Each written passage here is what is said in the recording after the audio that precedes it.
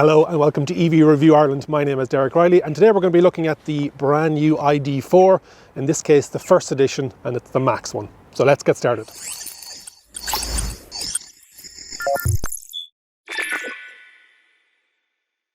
Today's video is sponsored by our insurance partner evinsurance.ie.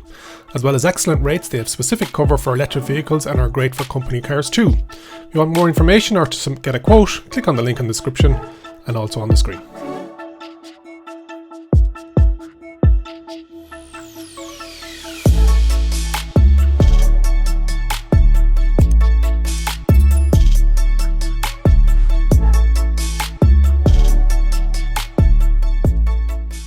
The ID.4 First Edition is based on their Max specification, so it is nearly their top of the line in this. So give you some spec. It is a rear wheel drive electric motor. It has a 77 usable kilowatt hour battery pack. It has a WLTP range of over 500 kilometers. What we're hearing is potentially the expected real world range is going to be around the 400 kilometers mark. Today is just a first impressions look, so I'm going to literally bring around the inside and the outside. I don't have enough time to get out and drive it. I don't feel it's giving it justice by not having it a couple of days, and when it comes back and it's the right hand drive version, it will give me a better opportunity to see and feel what it's like. But first impressions, it is a stunning car. It is from top to bottom. Let's work our way down. So full glass panoramic sunroof that you can open and close electronically, but it does open and close the blind electronically. The actual roof itself doesn't open or close, but just the light and the airiness inside the cabin is amazing. You then have your rear view mirror, not near frameless, but it is the perfect size for the opening that's in at the back. You have your heads-up display. The head-up display unit, and I'll give it show you a bit better in B-roll. It's a huge glass panel that's reflecting up onto the windscreen, and also the navigation is amazing, where you can actually see the arrows on the road and they get bigger as to what way you should turn. Steering wheel is a great size again, obviously the same setup as the ID.3. I'll put that link to that review on the screen and also in the description. It's got those haptic touch buttons on the steering wheel. You've got your your first edition ID.4 identifier, and also on the flags on the outside. I think this steering wheel instrument cluster that's attached to the steering wheel, so that when you everything moves together in and out, up and down. I think it must be bigger. To me it looks bigger than the ID.3 unit, but it might be just my memory playing tricks on me, but I think it is a bigger unit. And on the right of that you have your mode selector, your drive, neutral and reverse. On the instrument cluster you have 2 panes or 3 panes. You have your adaptive cruise control and all your driver assists. You have your kilometers in the middle and what mode you're in, and on the right hand side, and if you did have your navigation on, it would give you directions for that. You've got your Volkswagen stalks, you've got your indicators and lights on the left, and on the right you've got your wipers. You've got your lights on. This is a left-hand drive model, so it's a bit difficult to see where they're going to position this. On the right-hand side model, it's going to be similar to the ID.3. You've got your light touch button panel on the just down here beside the door. You also have your electric mirrors and windows, and you have the option of using the rear ones again with that button that I talked about in the ID.3. Wing mirrors are a great size. This model has the blind spot warning built into the side mirror. A lot of cars are coming with that now. Space overall, really good. Like, I'm 6'2", you've got loads of space over. This has the fully adjustable seats. It has presets, and it also has the massage function as well. These seats come with the leather effect, animal-free leatherette on the side, brown, and the microfiber in the middle. It also has the option of pulling out the underneath the thigh support underneath the seat. You've got your center console with your drinks holders, or you can put whatever you want into it. Not floating underneath, so you could be putting your phones in there. It has the charging spot for the phone here. You've got identifier there for that. Then you've got your cup holders and your bottle holders. You've got a phone holder underneath here with 2 USB Type-C, and you also have a place to cover that all up. And then we'll talk about what goes on in the back as well. The unit itself is much bigger than the ID.3, and I feel that it is a much better software version. And I was talking to the guys at Volkswagen, and they said this is kind of in between what came out in the ID.3 and what's going to be the rollout across all the ID range. Just kind of version 1.5, but even just touching it, you can feel that it is a lot more responsive. It has a lot more natural feel to it, but also more positive, as in it is responding to touch a lot better. And so on that you have your telephone, radio, navigation, vehicle settings, app connect, sound, background, and then you can have different displays as to what's shown on there. This model comes with heated seats, 3 levels, in front and passenger, and it also has your touch screen, your touch air con, so heat, temperature up and down, and then the volume of the radio up and down, but that's all controlled. The volume is also controlled on the steering wheel. Let's have a seat in the back and look at the space there, but really impressed. I suppose I'm getting used to the ID feel. You've got your nice touch plastics up here, you've got your more solid plastics, and then you've got your leather effect. I believe this is real leather on the steering wheel, but they will be looking at an animal-free option to that as well. So let's have a look in the back, but overall in the front, really, really good. I'm also looking to get out on the road, and as I just haven't got the time today, but that's fine as well too.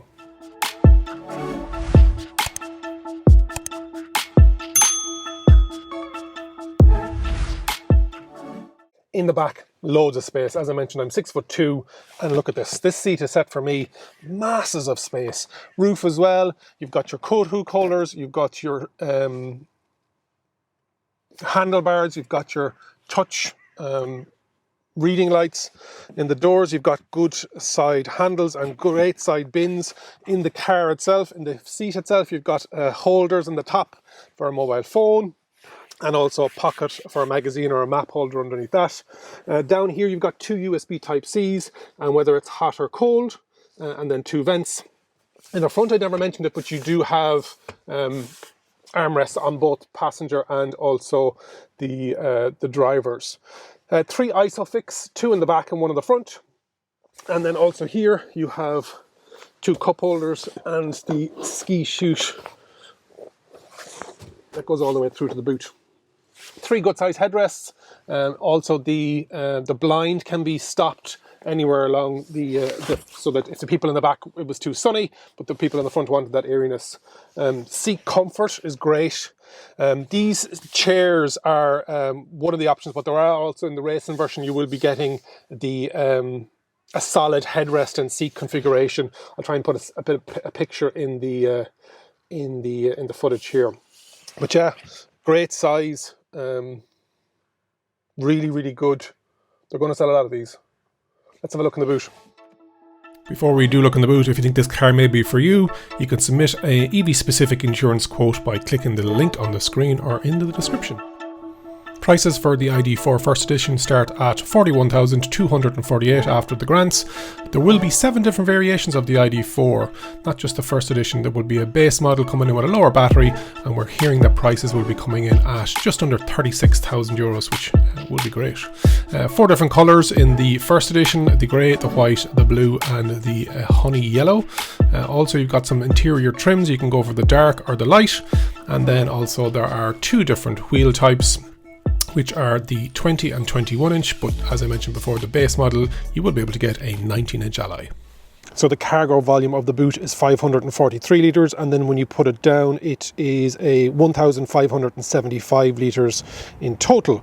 Towing weight, if it's unbraked, it is 750 kilograms, and if it is a braked trailer that you're towing, it's 1,000 kilograms.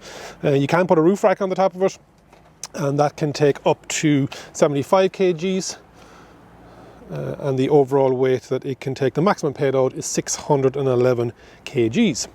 So that's the boot. It has the 60-40 split, and it also has the option of the ski hatch that's in the middle as well. It is a powered tailgate, and you just press this button here.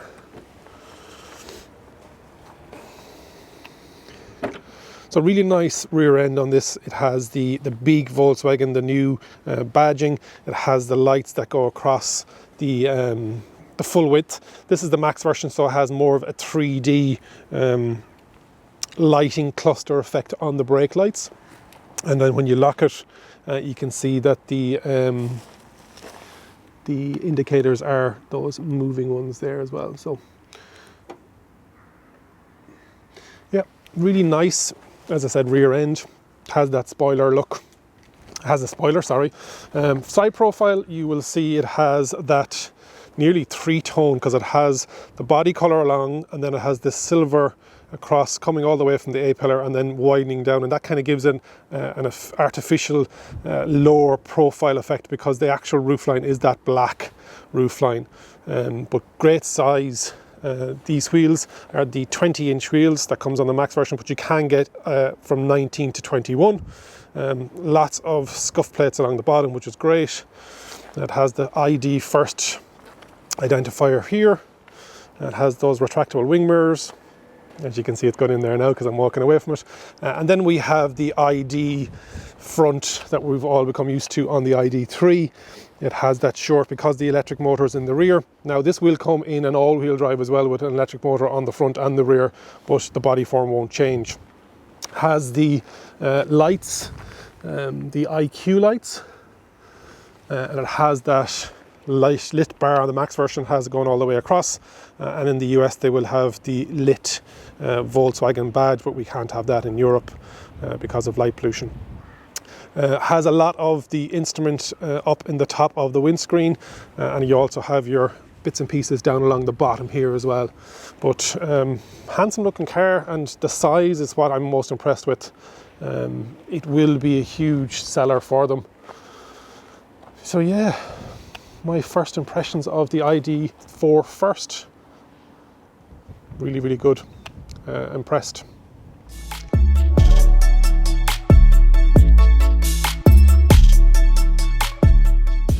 One thing that I think is interesting is the actual top of the door handle doesn't open. There's a button on the inside of it, like a haptic panel, and you just push that. So it's all electronically operated. You can hear just by putting my hand in and then pulling towards it that you're not actually releasing the mechanism mechanic.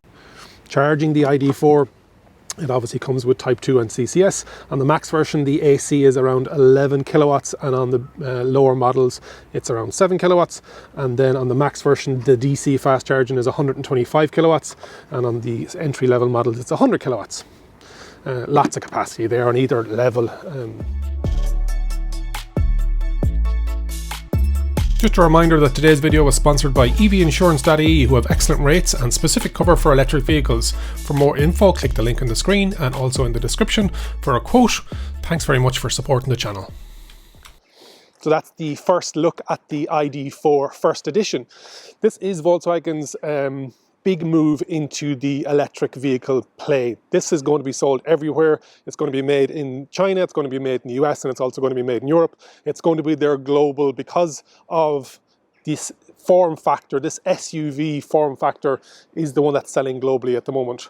And after my first look, it's going to be hard beaten. Hopefully you've enjoyed the review. If you can leave a like and subscribe and comment and let me know what you think of the Volkswagen ID.4 shape. Has competition, Tesla Model Y, its cousin, the Skoda Enyaq, and others like the Nissan Ariya, the Ford Mach-E. But Volkswagen have done a great job with this, and it's getting better and better with those software updates. The size, the shape, the overall fit and finish, very impressed. Remember, if you think an EV is for you, leave it to me and I'll review. And thanks for watching.